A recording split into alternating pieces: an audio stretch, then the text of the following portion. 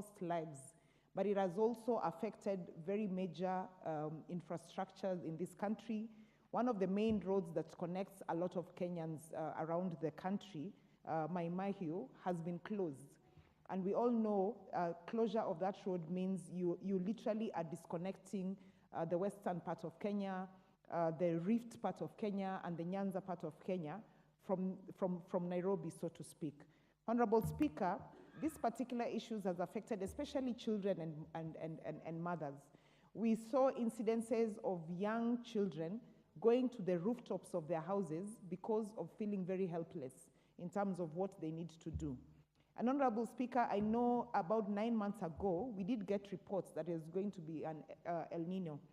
But at that particular time, because the time when it was estimated to come through did not happen, I think we sort of took our feet off the gear in terms of disaster preparedness instead of being vigilant about these particular floods.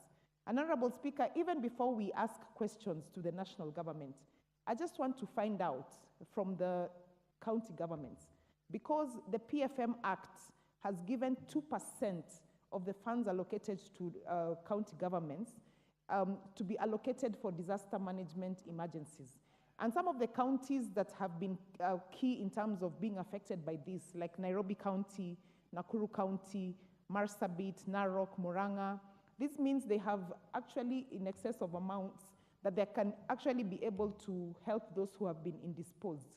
Honorable Speaker, I've seen information today that the CS has asked people who are affected by the floods to move within 48 hours. But the question is, where are they moving to? By now, we should have rescue centers in these affected areas so that these people can actually be rescued to higher grounds. Honorable Speaker, one of the issues that we always say is that when the waters are hungry, when the rivers, the waters want to reclaim their space, there is nothing you can do about it. And one of the things that we have done, because of our greed to have property in different places, is that we have people who have even built in riparian lands. So the waters don't have anywhere to go. And when they decide that they want to pass, they will pass where they want to pass. And you can do nothing about it. Honorable Speaker, I've heard people comparing and saying that, this is also happening in Dubai, it's happening in Australia, and so we shouldn't feel like Kenyans are not ready. But those are countries that have already put in place very quickly measures to ensure that they're rescuing their people. What are we doing as Kenyans?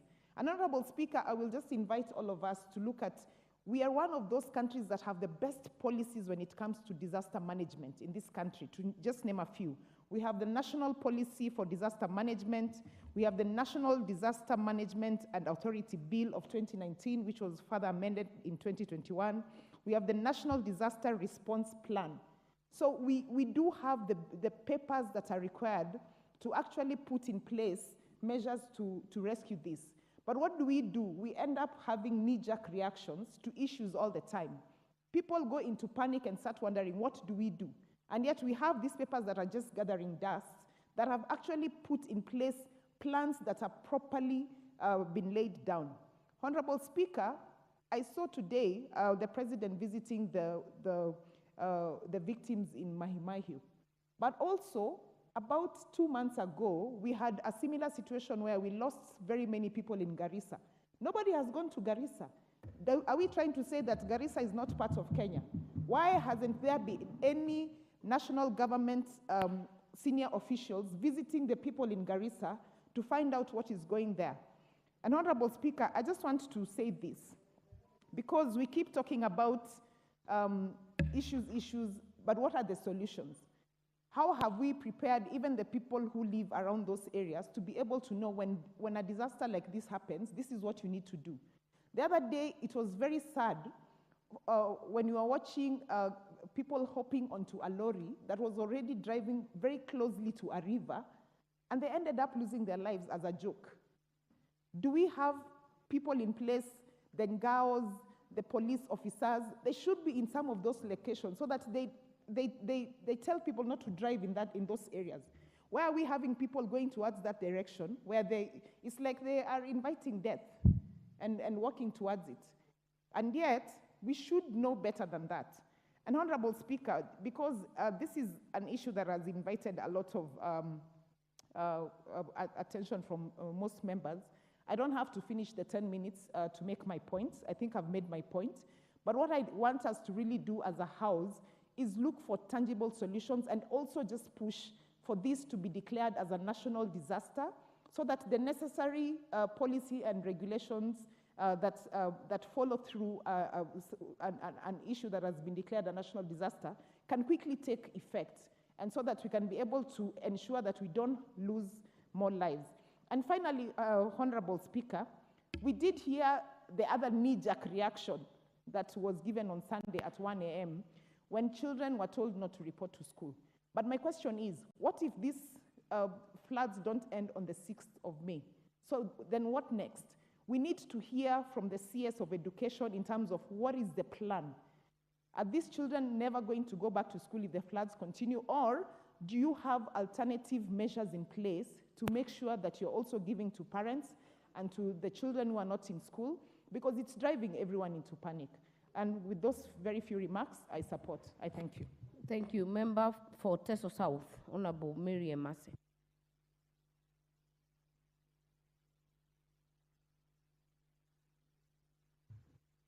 Thank you, Madam Speaker, for this opportunity. From the onset, I also want to join my colleagues, send my condolences to the families of those who have lost their loved ones through the disaster that we've been witnessing in this country.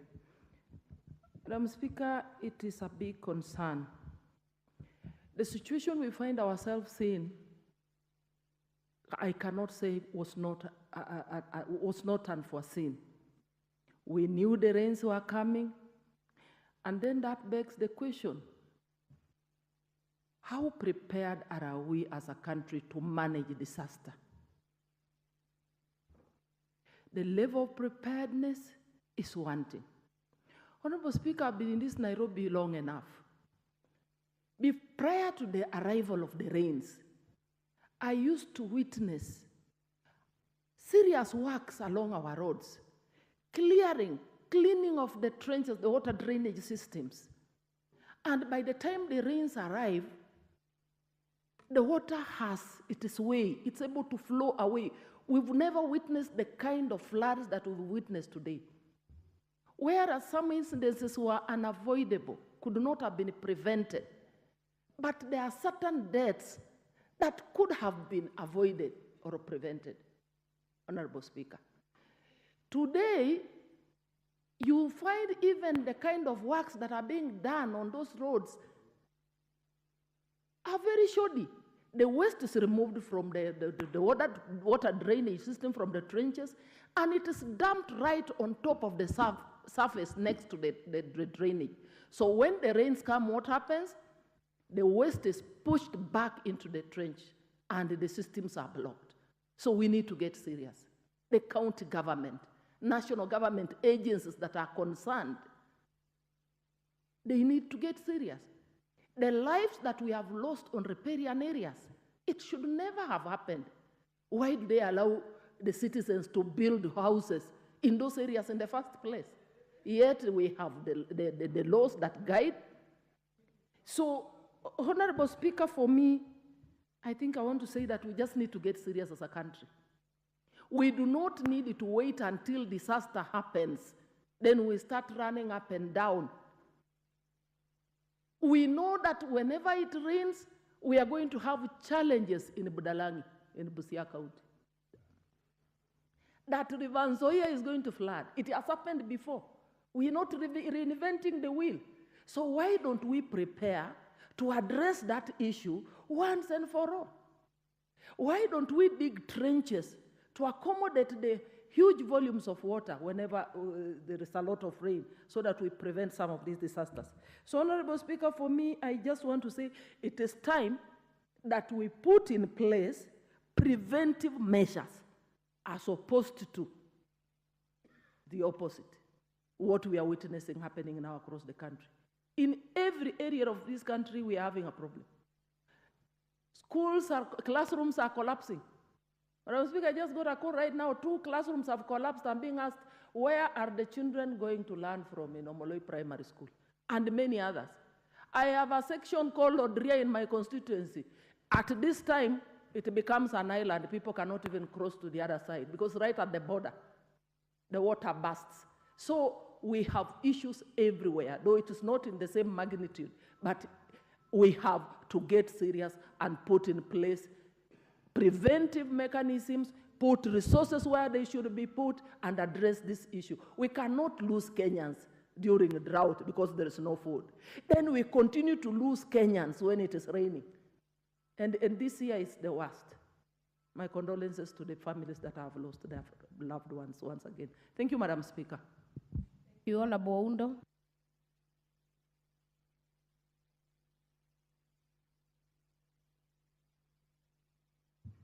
Honorable Speaker, on the onset, let me take this opportunity to send my sincere condolences on behalf of people of Funyula constituency for those who have been affected by the floods, those who have lost loved ones, those who have lost lives, those who have lost property, those who have lost businesses, and those who have lost everything they could have lost in this particular case. It's a natural disaster, so to speak, and indeed, Honorable Speaker, is now the manifestation of climate change. Many times in this country, in many places in this country, we always thought climate change was a foreign idea, was a matter that had nothing to do with us. But now, Honorable Speaker, it is coming very devastatingly with very severe consequences. Honorable Speaker, where we come from, we always say, wherever the river used to pass, wherever there was some kind of a water path, it will never change. And indeed now, Honorable Speaker, you would find wherever, especially in Nairobi, the most devastation is those who have built on river courses and where there was water flows. Honorable Speaker, as we stand here today, there is a possibility with the technology and science, we can be able to predict the magnitude of the disasters. The landslide, Honorable Speaker, and the mud that has devastated Maimahiu and in Muranga, with proper technology and with proper attention, we could have easily, Honorable Speaker, managed to identify. Honorable Speaker, in many places, for example, in Budalangi, my neighboring constituency, they have somehow a traditional way of detecting the possibility of floods. And that's why they have the community radios to communicate that a disaster is about to happen, the water flow is going to be much higher, so they take mitigation measures, Honorable Speaker. So I would also want to urge all communities, I want to urge the government, both national and county government, to invest in disaster detection so that we put into place mitigation measures to stop such kind, to minimize the damage. Honorable Speaker, as I stand here today, I have very interesting phenomenon in my constituency. In villages in Bumbe and villages Nasari, where because of the heavy deluge, or underground water is seeping in. As I stand here, Honorable Speaker, I have about 178 homesteads that have had to be vacated and they have had to look for alternative spaces for accommodation because the water seeped and literally made the houses impossible to live in. Compounds are waterlogged, they have nowhere to go. Because also I border Budalangi, which is naturally notorious for purposes of water, because of flooding, I have a village called Ruambwa that half of the homesteads are now submerged. And I want to say, as we always say, Serikali's idea, and I can see the majority parties there, Serikali's idea, so that our people do not have to continuously suffer. Here the government has got money for disaster, the county government has got money for disaster, so tunalia Serikali's idea. And Honorable Speaker, we need to start now putting into place. And I want to call upon the leaders who come from Nairobi here. Some of the flooding and the deaths that have occurred in Nairobi were easily avoidable. It is time the MPs who are here ask their governor to be accountable to the people of Nairobi. I'm also a resident of Nairobi, so they owe me a duty of care. Because I pay taxes, I do my things here in Nairobi, they owe me a duty of care to tell their governor whose everybody's question is academic papers and ability to manage a city like Nairobi, to tell them him to shape up, or we, the people of Nairobi, will do the necessary. Thank you, Honorable Speaker. Thank you, Honorable Umulher Harun.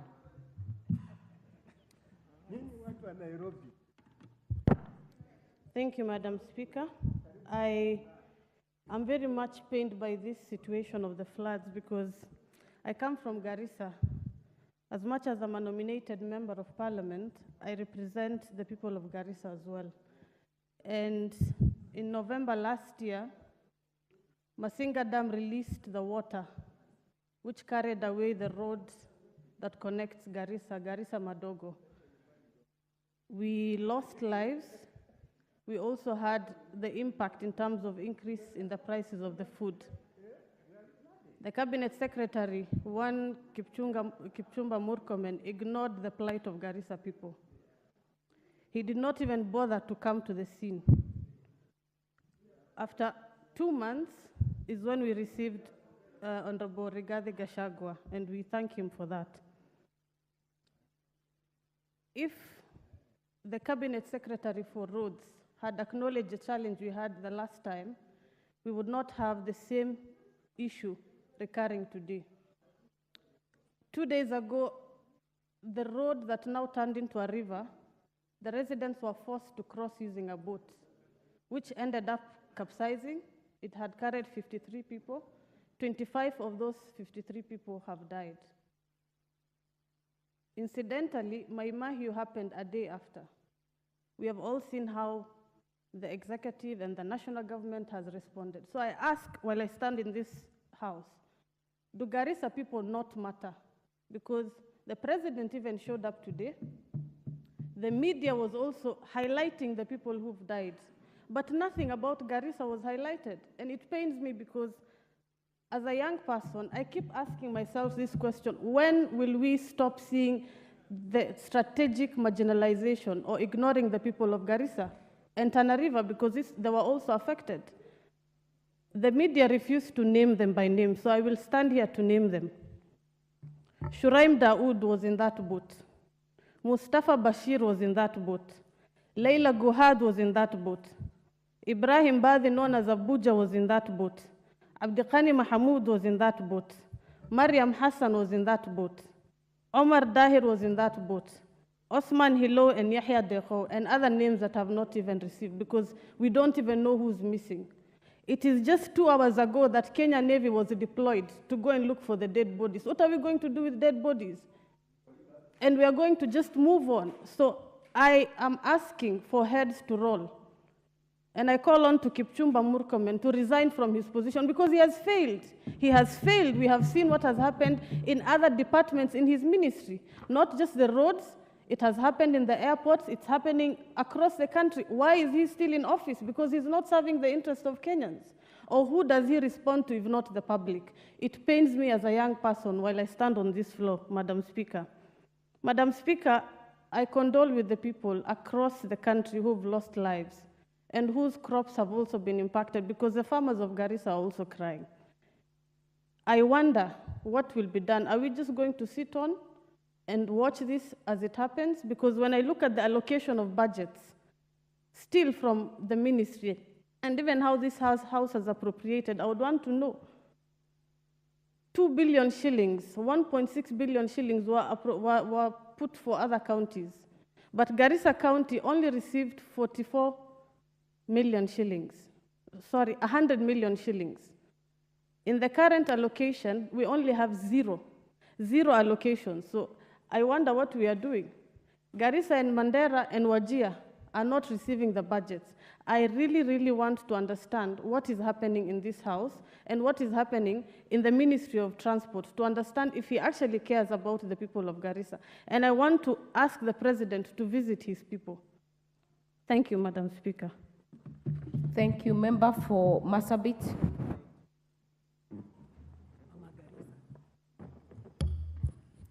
Thank you, Honorable Speaker, for allowing me to contribute to this very important motion that touches on the lives of every Kenyan.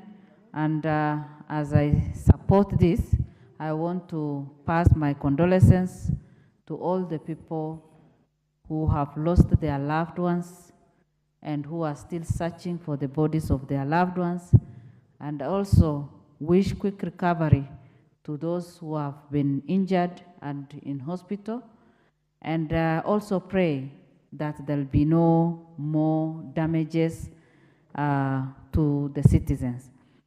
Honorable Speaker, it is not the first time that we are facing this challenge. It has happened before, and we have no one to blame because the issue of climate change is with us, and Mother Nature is taking its position, and we are the people who are now suffering because Kenya is experiencing this. Just the other day, we had a serious drought in most part of this country where we lost all our animals, and even some people lost their lives.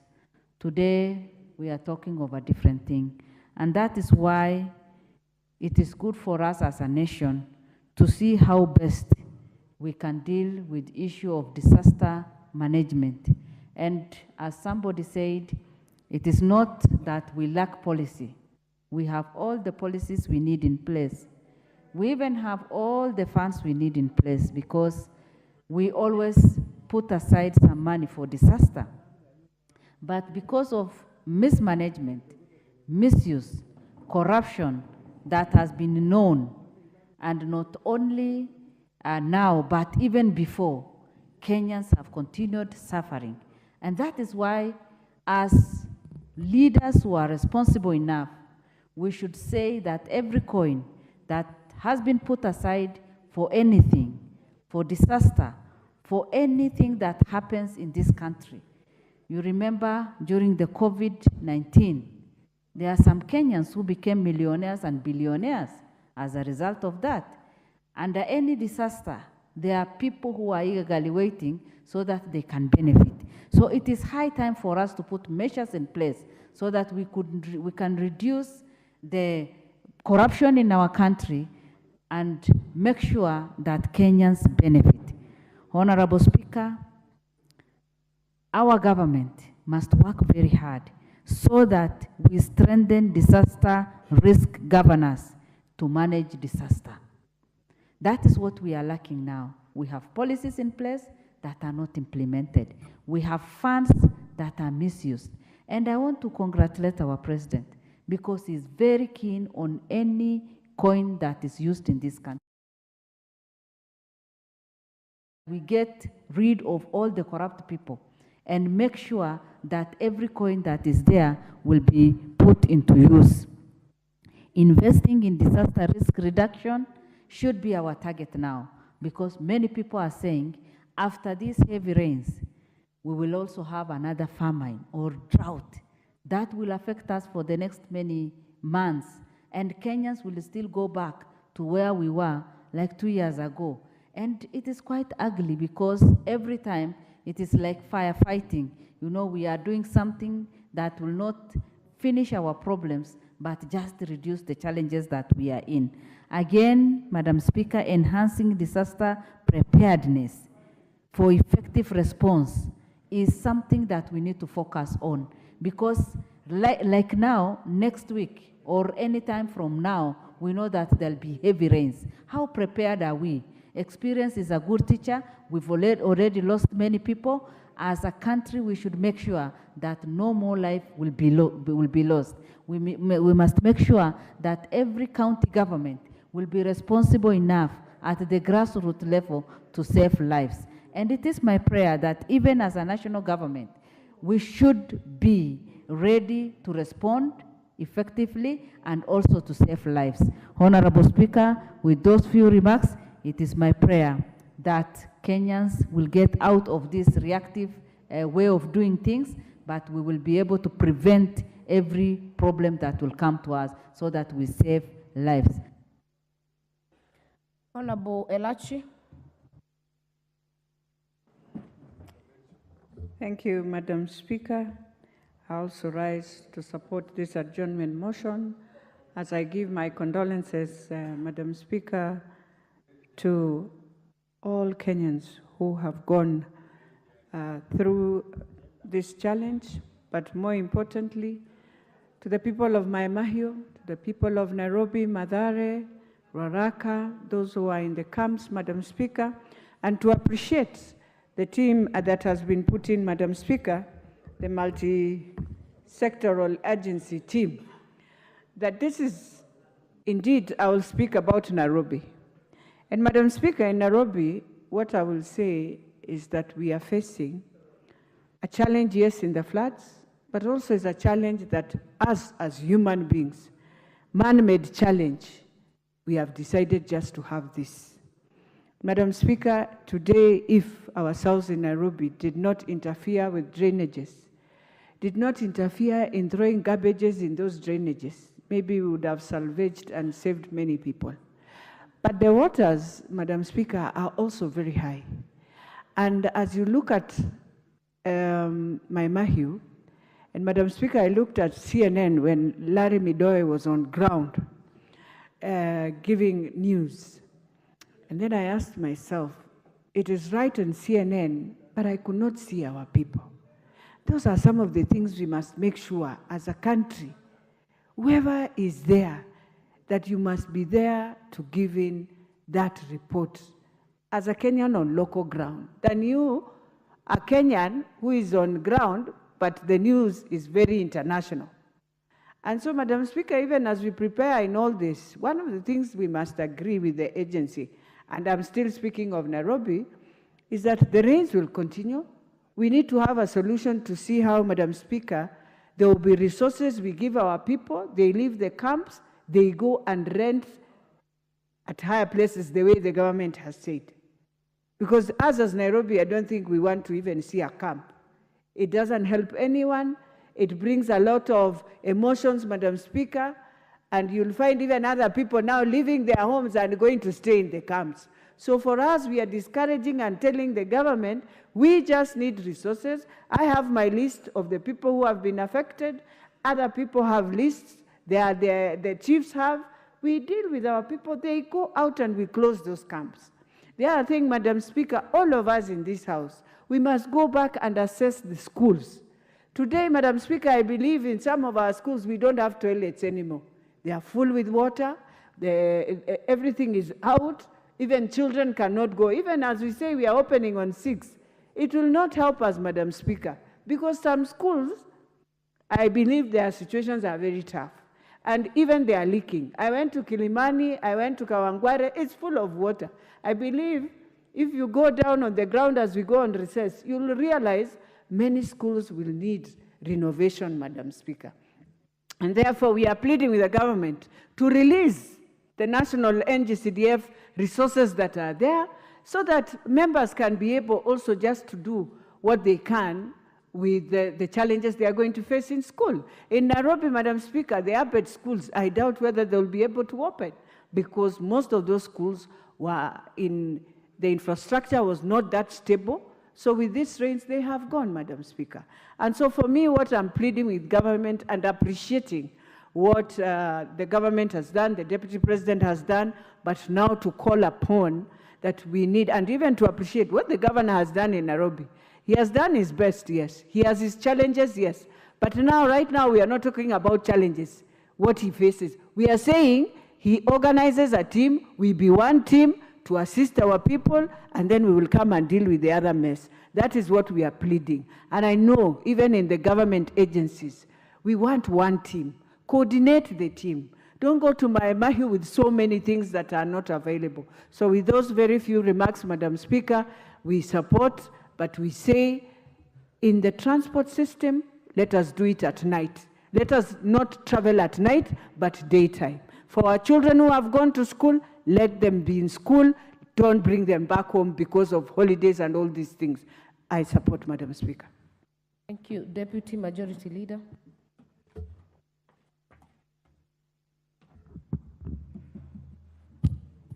Honourable Speaker, I want to thank you for giving me this opportunity to contribute to this motion by the Honourable Member. Honourable Speaker, yes, disaster has struck this country.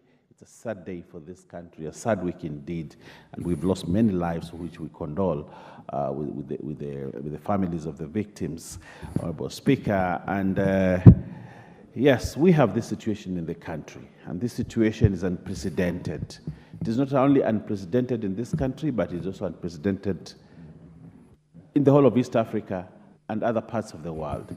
When I saw the planes swimming in water at Dubai airport, I was surprised. I thought that Dubai was one country which was really set for disaster preparedness. But we saw that. We saw what happened in Abu Dhabi.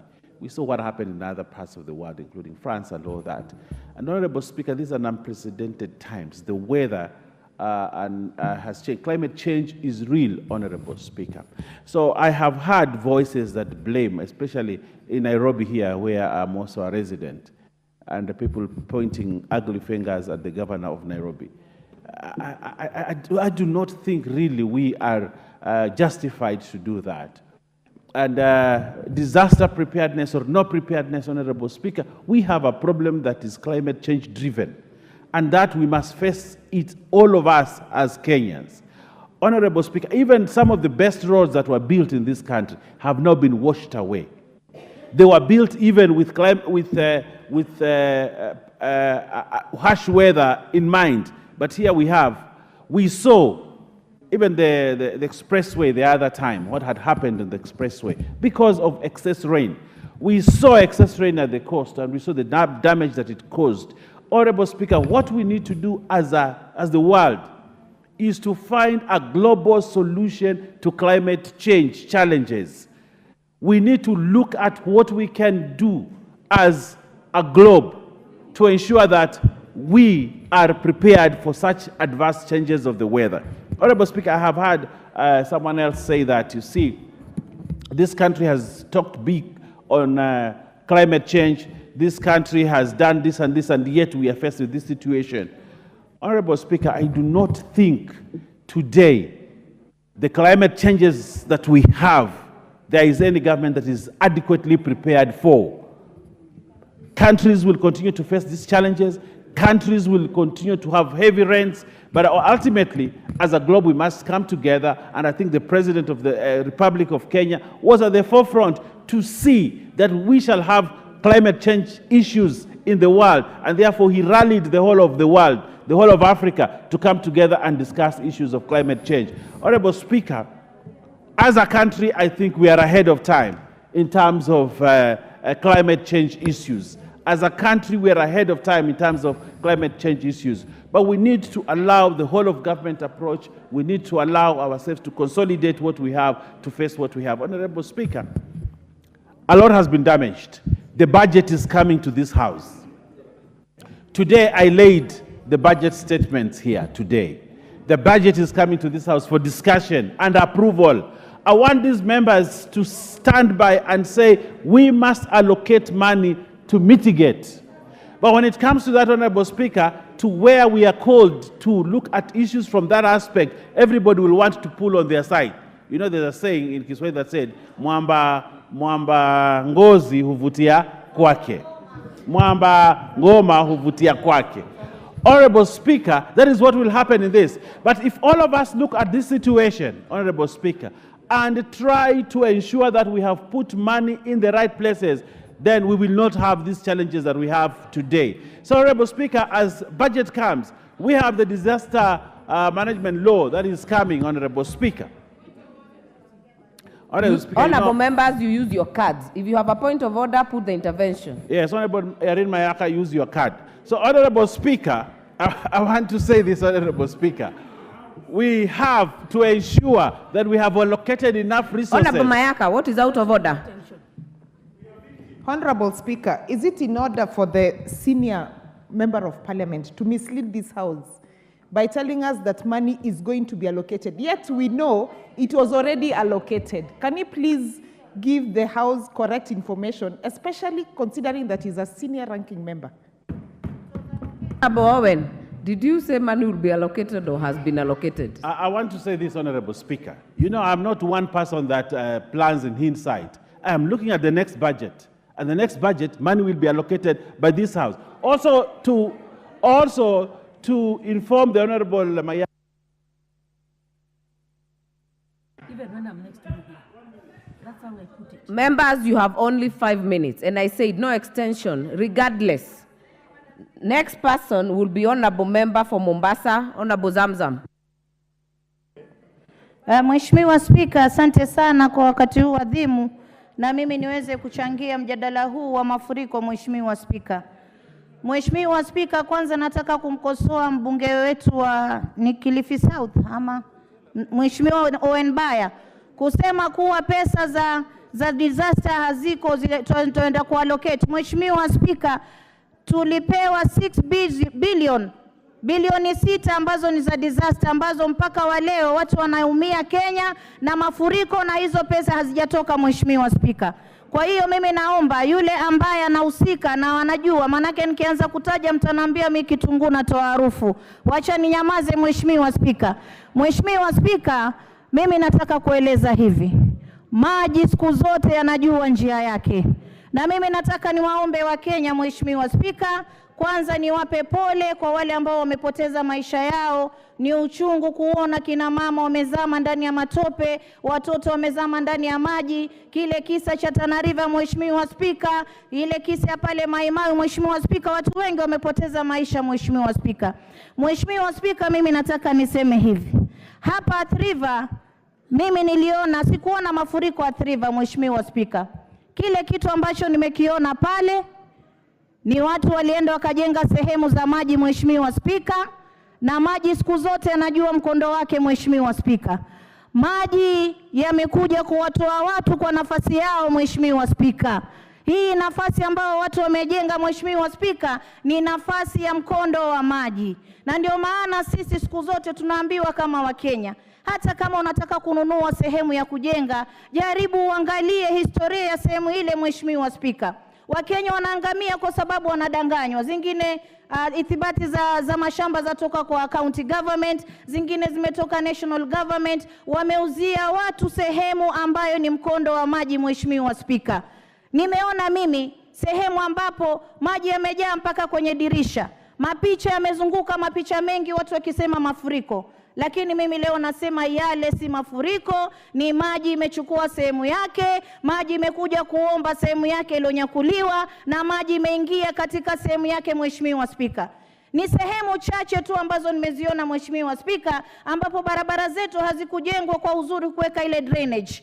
Wamejenga barabara, na mimi hapa nataka nimwambie Mheshimiwa Murkomen, ingia chapa kazi, angalia Kena, angalia Kura, angalia hao wanaojenga mabarabara. Mheshimiwa Spika, hata kule kwetu Nyali mabarabara yapitiki kwa sababu wamejenga barabara, hawakuweka sehemu ya kupitisha maji. Mheshimiwa Spika, kwa hiyo haya maji yanapata njia ya kuenda sehemu za nyumba. Mheshimiwa Spika. Mheshimiwa Spika, sheria ni msumeno, ukata mbele na nyuma. Na hata kama sisi tuko hapa kupigania Wakenya, Mheshimiwa Spika, lazima na sisi pia tuambiane ukweli. Mheshimiwa Spika, kuna wakati nimemwona rais akiambia watu watoke sehemu ambazo ni sehemu za maji. Ukienda kujenga kwenye bonde, ukienda kujenga kwenye sehemu ambao maji yanapita, ukienda kujenga kando ya bahari, Mheshimiwa Spika, ile bahari itakuja ifurike iweze kubeba nyumba. Ile sehemu mimi nasema ilikuwa si sehemu ya yule alofinikwa nyumba, ilikuwa ni sehemu ya maji, na maji yamedai haki yake, maji yamerudi sehemu yake. Kwa hiyo mimi naomba Wakenya, mvua inapozidi kunyesha wakati huu, ondokeni muende sehemu ambazo ni salama. Ondokeni muangalie sehemu ambazo mweza kukaa na familia zenu, ikawa hamwezi kuathirika na mambo haya. Na maji yameanza sasa. Mheshimiwa Spika, maji yatazidi kuja kwa sababu nimeona mito mingi ambayo ilikuwa imekauka, Mheshimiwa Spika, ikafanywa barabara. Sasa ni maji yanarudi katika sehemu zile na hakuna tena barabara, tuaita ni mito. Mheshimiwa Spika, kwa hiyo mimi natoa rambirambi zangu za pole, na mimi nataka kumwambia yule ambaye ameshika bilioni 6 iko katika ofisi ya Deputy President, atoe hizi pesa ziweze kwenda kusaidia wananchi kule ambao wanahangaika. Hizi ni pesa nyingi sana. Mheshimiwa Spika, nimshukuru Deputy President, pia nilimwona akizunguka kwa ndege akiangalia, lakini hizo pesa ziko wapi? Azitoe ziweze kusaidia wananchi. Asante sana Mheshimiwa Spika. Honorable Karoli Omondi. Thank you very much, Madam Speaker. I thought I would not be able to speak I'm a victim.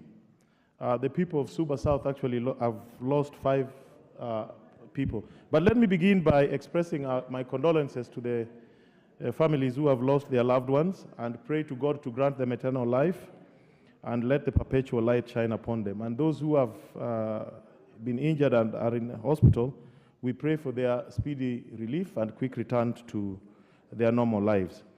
We in Nairobi here, the Suba community from Suba South, we lost a gentleman called Peter Otiende, who was swept by the floods in Lakisama. That is the son of Mzee Silas Otiende from Nyakia village. And back at home in Suba, I was there yesterday, in a place called Gotkombuto, a Mzee by the name Orutheyeye, the leader of Kisi community there, lost his wife, Alice Oruthe. And in a place called Nyabomo, we have a lady there, Benta Anyango Otieno, who lost 3 of her children, Calvins Okanga, Florence Okanga, and Moses Okanga, and the husband was very badly injured, Silvanus Otieno Okanga, and we were able to evacuate him to get treatment in Kisi. In total, 21 people are in hospital in Suba South, and we lost so many homes.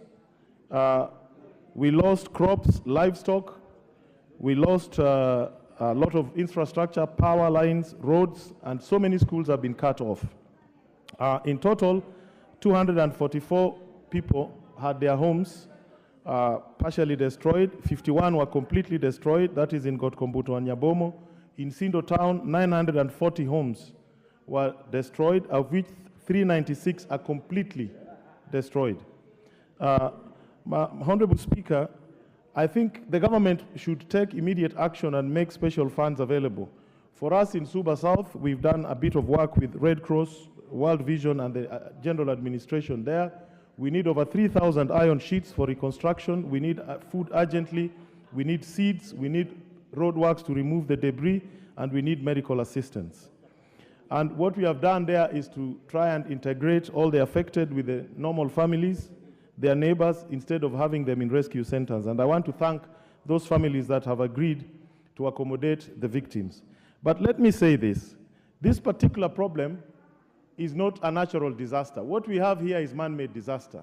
And you don't have to be educated to see it. If you go around Nairobi and you go to the national park, which is the same as Kapiti Plains or Athi River or Kitengele Plains, there is rain there, but there are no floods because nothing is built there. Across outside, we've built on the water pathways, and that is why we're having a problem. If you go around Nairobi, people have built along the riparians of the rivers where they were not supposed to build. It's about poverty. I know it is difficult for people, but what is happening in Kenya at this particular time is not a natural disaster. Natural disaster is something that is sudden, that is contained within nature. What we are seeing is consequences of long-term poor leadership in this country. We've encouraged deforestation. We've not had competent leaders to manage our cities. We've not invested in proper education, telling our people what to do, have a high sense of civic responsibility. That is what is happening in this country today. And we should not waste so much time blaming God or saying all sorts of prayers. Yeah? We should just get our act together as leaders and start doing the right thing. I think that is the most important thing. What we are having here is purely man-made disaster. I will save that time for other members to contribute. Thank you very much, Madam Speaker. Thank you, Member for Tinderet. Thank you, Madam Speaker. Madam Speaker, I rise to support this motion. And first of all, let me convey my condolences to the bereaved families, more specifically to the families in Kijabe, Maimayu, and Honorable Member for Naivasha, who has been moving up and down, really standing with her people. I want to also say that this has really affected all parts of this country. Madam Speaker, the whole nation, down from Kisumu, all the way to Turkana, all the way to the coast, all the way to Mount Kenya region, where we had mudslides, and to the Tana Delta. Every part of this country has been affected by floods. Floods, Madam Speaker, is part of the natural phenomena. disasters do happen.